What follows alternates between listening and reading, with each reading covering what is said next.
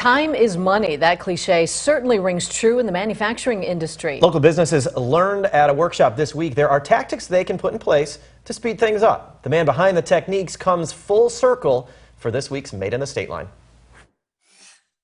When I was first coming up with some of the concepts of QRM, Rockford was the place where we did some of the earliest experiments. QRM, three simple letters that can spell success. They stand for Quick Response Manufacturing.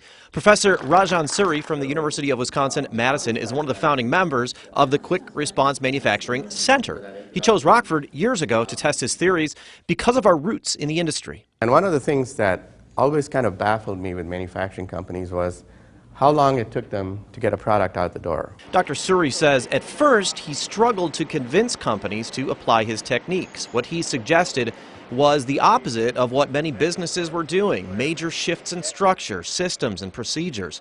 Eventually, some big names jumped on board, but he says QRM really helps businesses that are low volume, making highly specialized, often custom products. A big company like Deere or Harley is like trying to turn a battleship around.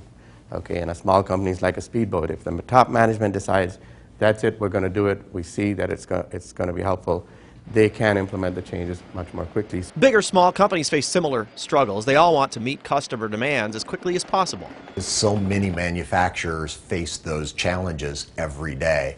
The premise of quick response manufacturing is to avoid those type of issues associated with those hot jobs and late deliveries. Clearly, Blackhawk Bank is not a manufacturer, but President and CEO David Adkins says many of his customers are. That's why the bank feels it's so important to support workshops like this one. The Rockford economy is based in a huge part on manufacturing and the success of manufacturing. It's really critical to who we are as a community. The workshop was also hosted by Women of Today's Manufacturing. Group members promote the local manufacturing industry, but also offer scholarships to help students pursuing STEM careers. Learn more about those scholarships at mystateline.com.